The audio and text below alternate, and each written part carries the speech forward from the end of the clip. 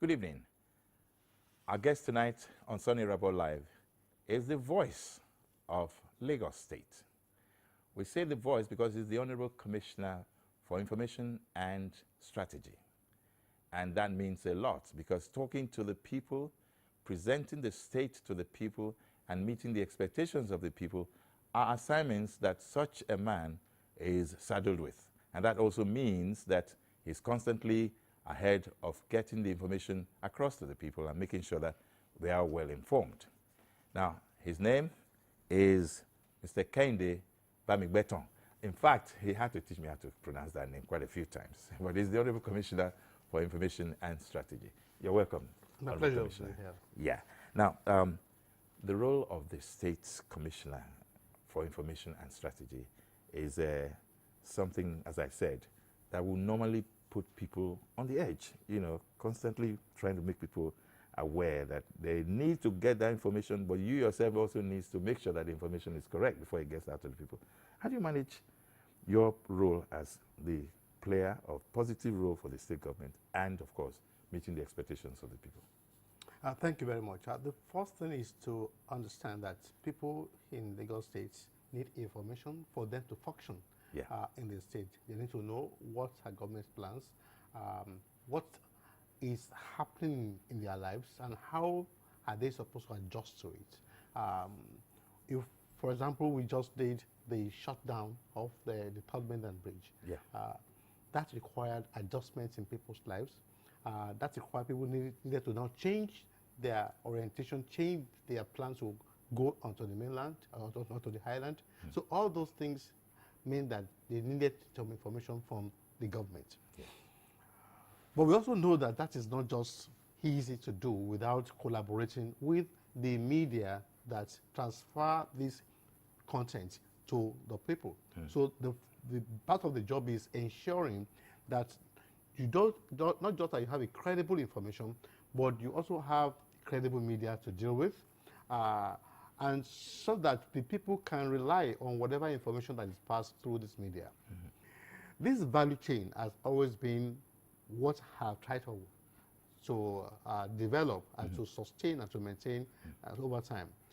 First, to try and ensure that the government ministries, departments, and agencies come up with regular, up-to-date facts and figures concerning the activities that people need for them to be able to understand what is going on.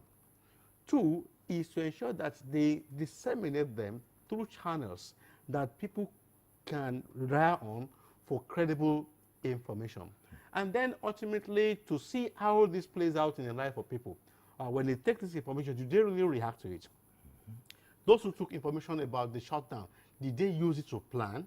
How many of them see this instead of going onto the highland despite that information and clogging the routes? And how many of them sat and redesigned their program so that they postponed most of their meetings on the highland till after the shutdown? So this chain, we must constantly monitor it to ensure that we're getting the right results. That has basically been part of my responsibility in ensuring that this ecosystem, this value chain, continues to work so that all of us can function within the environment called Lagos State. Okay, now very interesting that you brought the Third Mainland Bridge example, because there were even efforts, or should I say attempts, to show that shutdown was not what it was meant for, which was to look at the problem of the bridge with a view to correcting them. There were even allegations that, the Third Mainland Bridge was used to put banners and whatever about campaign for President Buhari. Now, the one that shocked me was when we drove around, there was no such thing. So how did you hear that information, and how did you manage that kind of thing? Well, the point basically is to crowd out good information, to crowd out bad information with good information. Okay. At any point in time, because it's a democracy and people have various ideas, various interpretations, your business as a public relations person, as a proactive publicist, is to keep pushing out the credible information in the hope that they will crowd out the bad information that people sit in their homes and just think about and put into the public layer. So your channels also matter.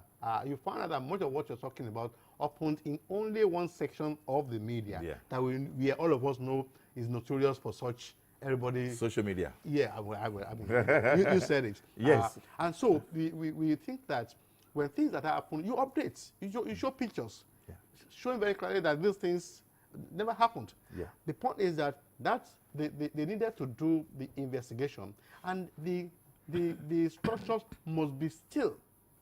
They must not be vibrating when those investigations were to be done. That explains why there had to be that temporary shutdown. Okay.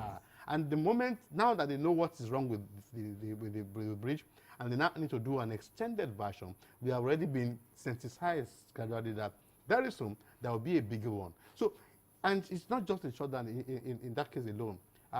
Whether we are talking of immunization campaign, you know, whether we are talking of opening up our waterways, you know, every time we put information out, we look at how do people respond to it. Do people believe government? Do people use it to plan their daily lives? You know, and then ultimately, are people happy that the government is giving them information that helps them to plan?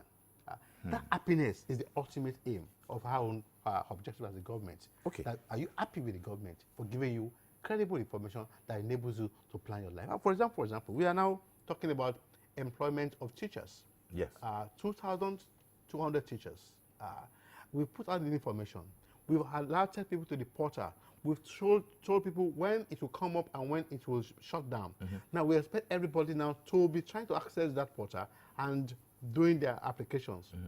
Now, it will interest you that Lagos State remains the first state to use e-recruitment portal to be able to employ teachers.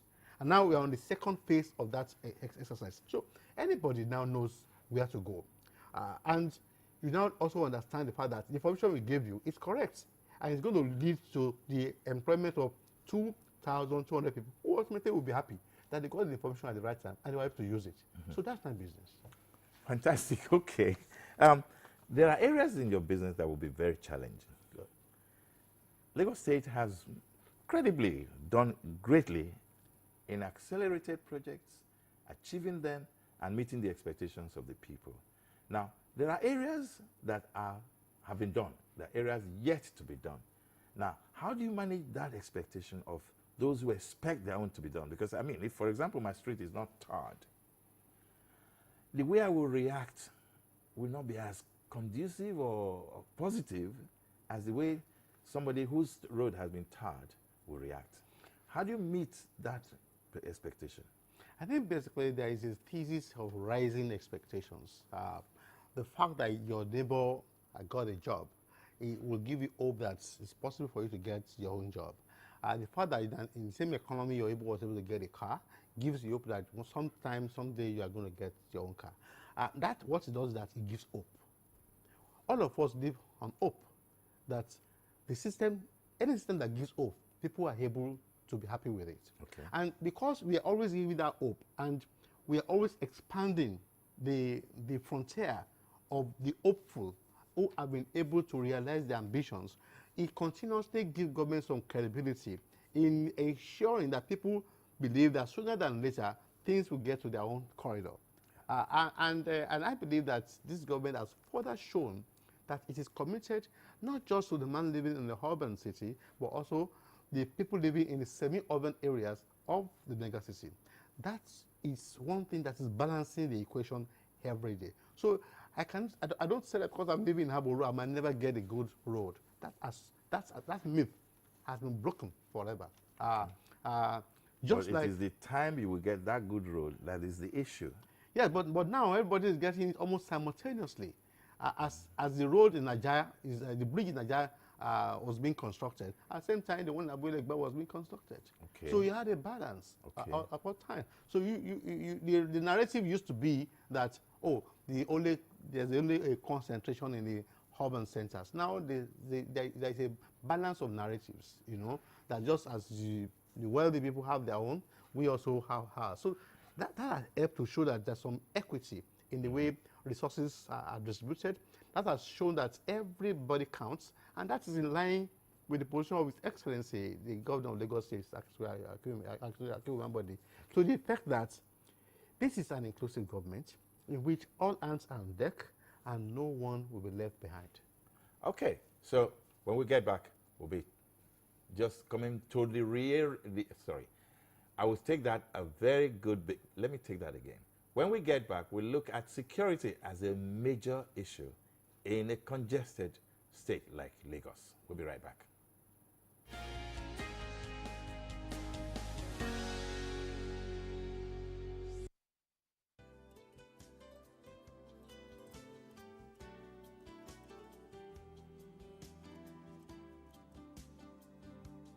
Make your event a memorable one with captivating and well-organized event center at Lagos Television's prestigious Blue Roof with a capacity of more than 3,000 seats and a fully air-conditioned 750 seats combo hall capacity. Suitable for annual general meetings, government functions, exhibitions, religious activities, wedding ceremonies, burials, musical show, and many more in a well-secure environment. Spacious car park, uninterrupted power supply, and impeccable facilities. Take advantage of all of these at affordable rates. For inquiries, please call 0808-252-8742 or 0802-282-9898. Lagos Television Event Center, a tasteful event center for your delight.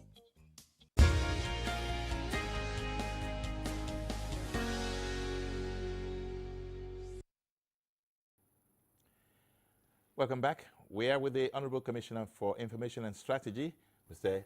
Kehinde Bamigbetan. And we've been talking about how information is managed, how people's expectations are met. Now, let's look at security. Lagos is a loaded state, loaded in terms of population, loaded in terms of economy, loaded in terms of activities, a lot of activities from the good, the bad, the ugly of everything. So, yes, we will also bring the Honorable Commissioner of Police for Lagos State to this place, and we will talk seriously about policing the state, but in the clear terms of security management. How's the state government handling that before I go into nitty-gritty? We will look at it very well. You will notice that there has been a total revolution in the security architecture. The coming on board of His Excellency Mr. Ambode led to a review of the security system. One, in terms of community policing. Community policing used to be what the police were trying to do. But then you found out that there are many, many other groups, vigilante system, that are developed, but which the police were quite uncomfortable working with. The challenge of Lagos brought a review in that system, such that you now have the conversion of the old neighborhood system into a new Lagos State Neighborhood Safety Corps, with the former DIG of the police, you know, as its boss, and with security agencies having membership on its board. That group, they are now all over the state. Now, over 5,700 of them. And their job is to police the environment. Go into the neighborhoods, watch out for those who are having parties every day but they're not going anywhere, and report to the police. Those joints where cannabis, hemp have been traded, write them out and transfer to the police. So we now have a more elaborate intelligence gathering system, enabling the police to be much more responsive. The second is to build and empower the rapid response system, which had been in operations before, but which now needed more firepower. You had the coming on board of getting new helicopters, new vehicles for them, new scooters, so that you now have a more mobile rapid response force. Remember that in those days, it used to just be waiting at the police station and reporting. Now, the police have left the police station now as a base, and they're now gone into town to do direct day-to-day, 24/7 policing. That's happening in Lagos. In Lagos. Now, that has taken care of that. Now, we also, part of that architecture is the detection of crime.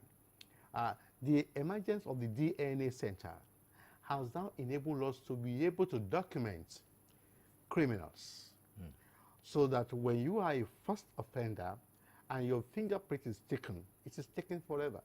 Wherever we see your hand in the course of investigating crime, we already know where you are and where you belong and who is there. That is going to has made the job of detection and crime investigation much better than it used to be. And that also means that gradually we are putting together a database of those who are entering the state, to commit crimes, and we know where to get them. Those factors have changed the way in which we manage security. The third factor is the deployment of CCTV. Now, across Lagos, you are going to have like 10,000 CCTV at the end of the day. Okay, so that's a future project. Yes, no, it's ongoing as I speak right now, because our experiment had already been done in Oshodi area, where we have been able to use CCTV to catch criminals committing crime, picking pockets and things like that. And they've been shown to everybody. That is another revolution in terms of crime detection and crime surveillance. So what does that mean? What it means basically is that the Lagosians are safer now. And when you had the way we have deployed electricity, the Light Up Lagos project, it meant that places that were dark and therefore encouraged criminals are now well lit. And so there's actually no hiding place for criminals in Lagos as they thought before. These are ways in which we have enabled, we have ensured that there's security in Lagos. And of course, I must thank the Commissioner of Police, who is also very ever proactive, and his men, who are everywhere. Every 100 meters or so in Lagos, you must find a policeman or the other waiting, surveilling, and wondering what's going to happen. So that alone gives everybody support. And of course, there's also regular raids going on all over the city. Places that are notorious for criminals, they are raided. There have been a lot of reports from Ikorodu. Yes, they are raided, and then you ask, what are you doing here? What is your, are you a worker, or you are an artisan? You must have a membership card of your artisan association if you are an artisan. If you're a worker, you must have some ID, something to show that you work, or your parents work somewhere. All those raids also help to put everybody on. Look, Lagos is the no-go area for criminals, and that has helped a lot in ensuring that there is safety of lives and property in Lagos. How do you get cooperation from the citizenry? If, for example, building, trust is one issue. The other is, of course, as it's happening, you're catching them, so you're building momentum for trust. Yeah. But there are still areas where there are those people who, at the risk of sounding too critical, who just feel that they don't believe what is happening until it happens to them. How do you manage such pessimism? Well, when we see such things, what we basically say is to use examples of what we have done, to take right from their own environment. Take examples of people that have become notorious for crime and that have been taken out of the system, and have been prosecuted. You find most of these things, for example, in the area of land grabbing. People thought that we couldn't manage land grabbing, because a lot of people who claim to be big guns in society were involved, but with the land grabbing committee that we set up, it became easy to pick them up. People who thought they were above the law, they were picked, and they were prosecuted. And suddenly, people who could not even squeal about them for fear of reprisal attacks began to talk. And now everybody who used to be a land grabber now know that in Lagos State, we have zero tolerance for it. So this is how we build confidence in people, and of course, the whistleblower system is working here because we've encouraged it, and in terms of rape and domestic abuses, for example, the whistleblower system is working perfectly. Every day, we're getting information about people who are engaging in rape of minors and things, and they are being brought in, being pulled in, and they're being prosecuted. So that is to show that government is responsive, is proactive, and is willing to stand to defend the dignity of the human person. Okay. I'm going back to traffic management because the beginning of this tenure, this government, this, should we say, term? Okay, was filled with, pessimism, fears, and things not happening, or what is going, how you're going to manage it. But what I have seen is changing from roundabout to traffic lights, and then the laybys and all of that. First, it appears that you guys, is it that you knew what to do before now, or did you do a survey before, or something just broke in your head somewhere and said, okay, let's try this, experiment it, and it worked? What really? What I would say that is His Excellency Mr. Ambode is always thinking of new ideas. He's always trying to experiment with new things. Sometimes he says it's not just thinking out of the box, destroy the box and just think as free as you can think. And some of these things, some of these initiatives, some of these worldviews, they come from that attitude to always be ready to give value. If people are stuck at go slow, two things happen. One is that they are in that place. There's a health implication of what they are doing, being there, having to stay in that place, having to be pumping the brakes. Two is that they can be exposed to crime at that point.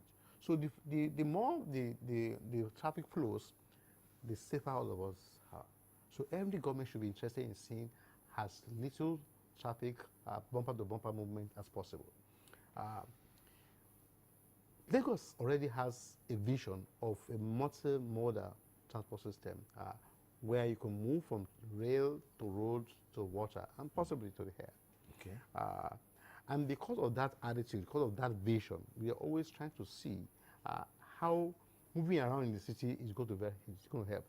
More so when we recognize the fact that any pressure on your time, anytime you are on the road for longer hours, something is missing somewhere. Your productivity as a human being is going to be affected. So if we are going to produce in Lagos, we need to make sure that everybody is mobile as much as possible. So I must say that we must thank His Excellency for considering that idea and that experiment, and we are so happy that it has worked and everybody is happy with it. Okay.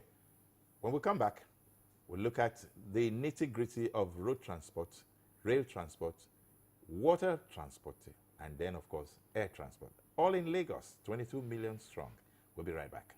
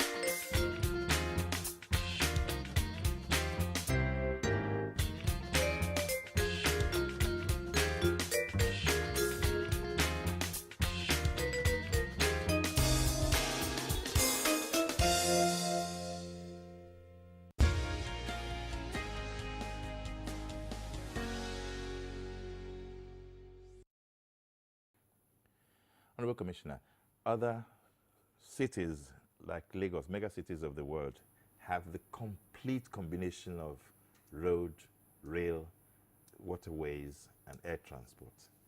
But I hate to say this, Lagos doesn't quite meet that, maxim of using all four transportation systems.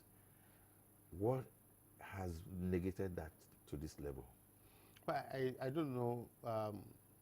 If you're talking of rail, for example, maybe you would be at Agege on any morning or any evening and see the kind of crowd that are on the rails, on the trains. That tells you that actually, right from Joko Water to Oyingbo, People are coming to Lagos and people are leaving. What I think is challenge now is to expand the routes. And that's why Lagos State is doing a blue line coming from Okokomaiko down to down the highland. Blue line as in rail? Blue line, rail. Okay, Blue okay. rail line, and that is going to be completed in 2022. Primarily because we are now bringing in the signals and the power that will power the signals. Beyond that, we also have the plan of having another line going by the side of the current line owned by the Nigerian Railway Corporation, that we call the red line, that will enable us to double the intake, on that route, going to Lagos. And of course, that you now know that the federal is doing a cargo rail line that was taking place from Ababa Port straight to Ibadan. But just to say that there was a rail line from Badagry, I think. That's Okomaiko. That was just told. Oh, okay. Okomaiko. The one that's yes, right now. passes behind National Theatre. Yes. Okay, That's it's coming from that end. Okay. And of course, we hope that we will get investors to do the stretch that could take it to Seme. But the point I'm trying to say basically is that Lagos has never ever stopped working on a multimodal transport system. It started with the bus rapid transit system, which basically was meant to take more people from using individual cars, to take them into the mass transit system, whereby more people will leave their individual cars at home and join the mass transit system, so that the number of people on the road at a particular time will be better managed and there will be less congestion. That has given birth to the red buses that you see, and the blue buses coming from Ikorodu to the highland. At the same time, the Lagos State Waterways Authority was set up to promote water transportation. And you will see over time, in the last 10 years, there has been the increase in the construction of jetties and the promotion of waterways traffic. So that you now find that from Ikorodu to Ikoyi on a daily basis, there's now a regular traffic there. And right now we are doing 9 new jetties across these beaches, across the waterfronts, to be able to further activate. Also, for the first time, we are building waterways infrastructure and signals. Also to ensure that the waterways in which we'll be traveling, they're more secured, and everybody understand the terrain better, so there will be less water mishaps, and there will be much more confidence about people going on the waters. These things come together as a holistic system. In fact, our idea is that you should be able to come from road and join what jetty. And you see, if you go through Yaba now, coming through the jetty that we now have along that route, if you're on the terminal, you see the jetty. It's to show that you can move from road to water and from water to rail. That's basically where the system is running right now. And I'm quite sure in the next few months, you will begin these things will begin to happen right here. With election time coming up, usually the perception is that most people say, okay, governance or government tends to slow down during election time. Is that going to happen to some of these accelerated, projects that have been taking place? Or are we expecting that nothing will stop, everything has been budgeted for? Nothing is stopping. It's not a statement of intention. It's a demonstration that is going on right in action before our eyes. Nothing is stopping. Work is going on every day. We're adding value every minute, every hour to people's lives. The bus stops are just coming up. 100 of them have been completed right now. More are going on right now. So we're not stopping. The terminals are being done, and very soon we'll start commissioning them. So the new buses are arriving in batches, and by the time we get all of them together, we will launch them. So we are working, as if, because people need to use those things. Lagos needs to keep moving forward. We can't use an election calendar to determine the speed and rapidity with which the Lagosians need the services. So for us, every day we had value, it only enhances our electoral value. Terminuses, or is it terminals? I don't know what you call them, but Oshodi is an example. Okay. I saw what appeared to be a prototype video of how the 3 terminals, 6 terminals are going to be linked by bridge and under bridge and, you know, walkways. Yes. Interesting. That's actually happening in Oshodi. Yes, right now. The skywalk has been done already. You can see the skywalk, you know, has been done, and the underground bridges are also working. So the idea basically is to make sure that there is little interaction between the traffic and the vehicular traffic system. Okay. That human beings don't need to be crossing through and increasing their exposure to accidents. So instead of having to pass through all those roads, we were flying them. You know, we have a skywalk that takes them to the next terminal. And of course, as it is conceived, there is a terminal that should be meant for local transportation. There's another terminal that's going to be servicing the new Oshodi Ambode route. And there's a separate terminal that is for outbound, out of Lagos traffic. So it's knowing where to go. You know exactly where to go when you get there. And it's going to be real. I mean, you can be in that place. You can walk around. You can use the malls. It's international standard facility that everybody will be proud of. And if you're coming right from the airport and you see that, you know, and that is welcoming you to Lagos, you must know that we are already there. There's also a terminal at, I think, what's the other? Is it Ikeja? Yeah, there's one in Ikeja, there's one in Oyingbo right now. All those have all been built. The Ikeja is completed. Yes. Oyingbo is about 90% complete right now. And we're having like 6 of them all over town. All over town? Yes. Okay. So can you highlight the other areas? I know Oyingbo is coming on right now. Okay. There's one that's going to be around one in Yaba. We also have depot to service some of this. Okay, all the areas that you have heavy terminal traffic. Yes, they're going to be there. Okay. Yeah. All right. Now, okay, Lagos State is an exceptional state because from studies carried out, and if I may quote Mr. Leke Alder rightly, he said Lagos has the highest population in Nigeria and has the lowest poverty rate of 8.5%. And he compared it to Zamfara with 91.9%. Now, what puts Lagos on that pedestal of what might be termed a unique achievement when you have 22 million people as the population? How is that possible? You see, when you have a financial guru as the CEO of the most industrial and commercial state in the Federation, what you get is great value and great thinking. The thinking here is revolutionary. You have a recessionary economy, and you want to turn that economy around. So what do? You do a kind of public works that puts money in everybody's hands. The idea of all the road work they are seeing, all the construction they are seeing, is not just for nothing. They are meant to pump money into this economy.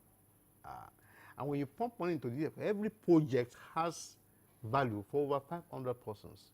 I mean, we've done, in this Lagos, we've done 114 roads. Right now, we are on another set of over 60 roads. And this is different from the various community neighborhood roads that we have done. In Ambode, we did 21 with 2 bridges, you know. In Ojukwu, right now, we are doing 33 roads.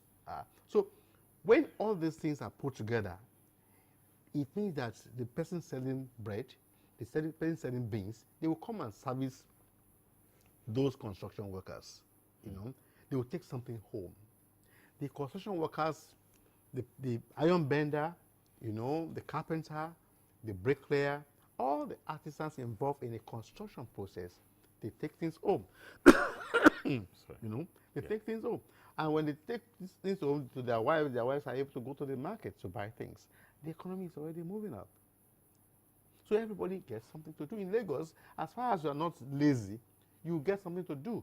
If you go to the Maitu market, if it's just to be able to wash the feet of those who go into the markets alone, you get some small money.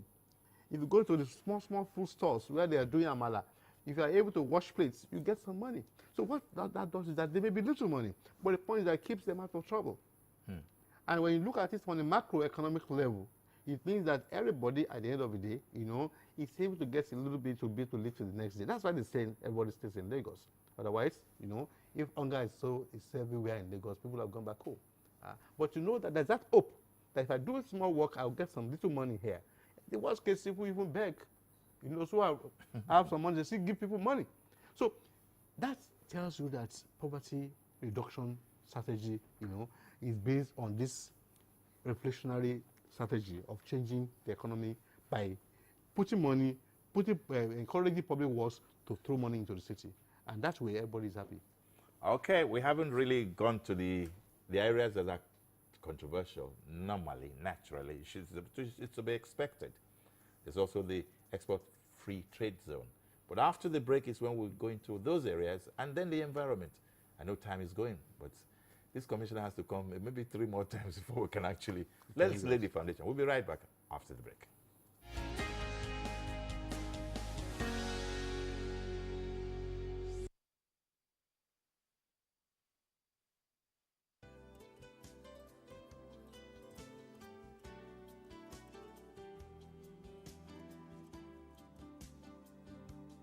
Make your event a memorable one with captivating and well-organized event center at Lagos Television's prestigious Blue Roof with a capacity of more than 3,000 seats and a fully air-conditioned 750 seats combo hall capacity. Suitable for annual general meetings, government functions, exhibitions, religious activities, wedding ceremonies, burials, musical show, and many more in a well-secure environment. Spacious car park, uninterrupted power supply, and impeccable facilities. Take advantage of all of these at affordable rates.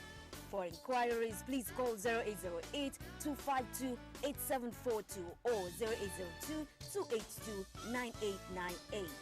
Lagos Television Event Center, a tasteful event center for your delight.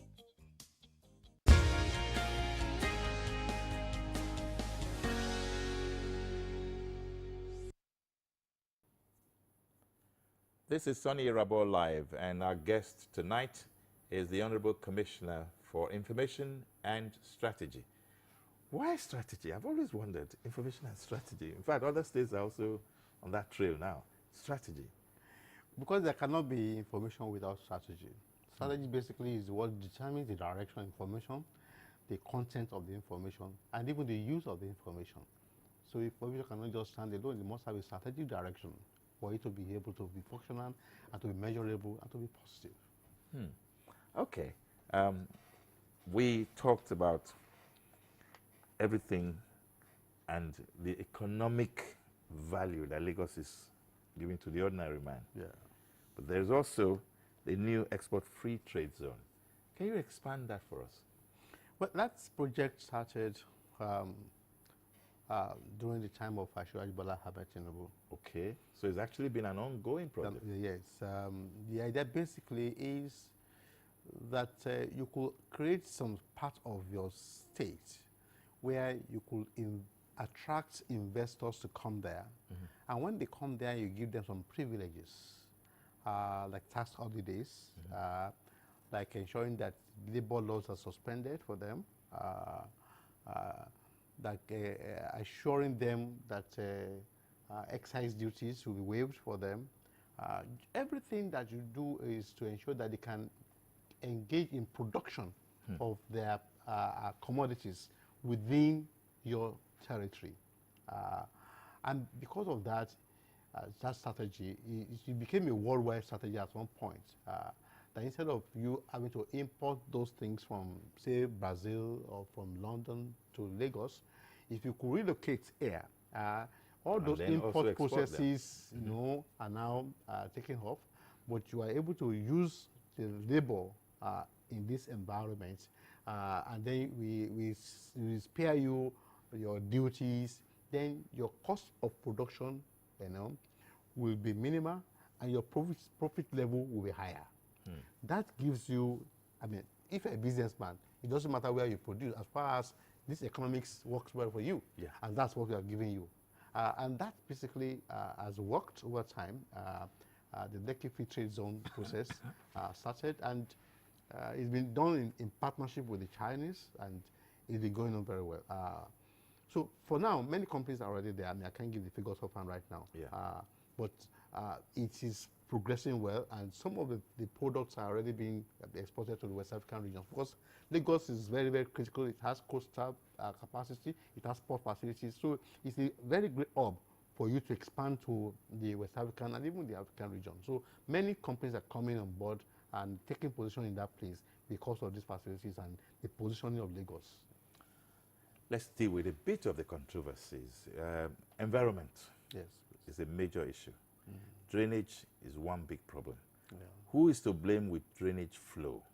Is it the lack of government's response quickly to the need for the drainages to be opened up, or is it because the people themselves are not well educated enough to understand their responsibility to keep those drainages empty? It's a value chain. It Yes. starts from your house, when you drain waters from your house, onto the drain on your streets, right? From your streets, it goes to the bigger drains that carries everybody on the streets water into the bigger channels, and then to the sea. Now, when it gets to the bigger channels, the state takes control of the bigger channels. The systems, we have like 6 systems like that carry body of water to the sea, and it's responsibility of the Lagos State government to maintain them.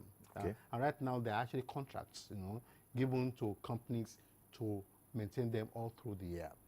But the water needs to get there from your home. So if on your streets, people are blocking your drains with Coca-Cola, sorry, let me not use any company, but with bottles, Yeah. with bottles and whatever, and you don't clean them, then you are adding to the problem from that point.